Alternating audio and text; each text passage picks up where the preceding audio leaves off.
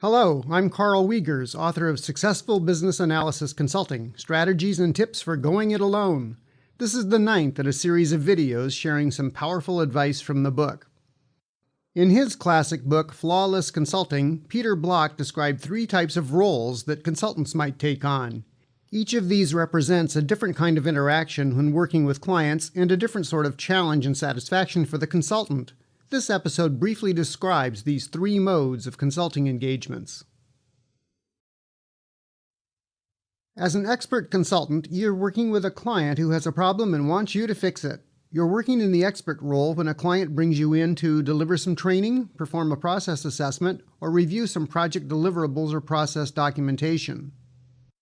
When I'm working in this expert mode, I view my key responsibility as supplying ideas to help a client solve a problem or build software faster and better.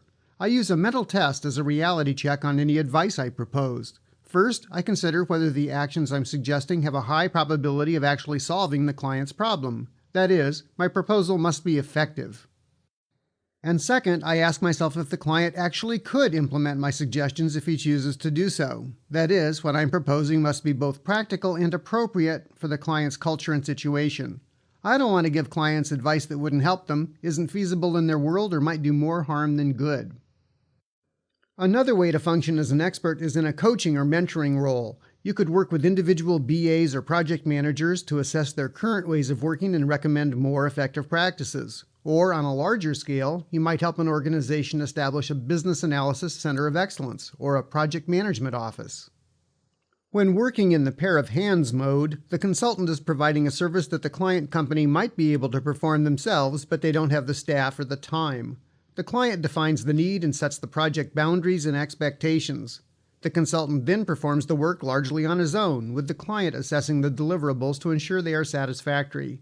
I've done a lot of work like this, developing process descriptions, templates, and other work aids for clients. Some companies hire an experienced BA on a contract basis for a software development project, maybe working alongside other BAs that are regular employees of that company. The consultant performs the traditional BA tasks of identifying users, eliciting requirements, writing specifications, and so forth.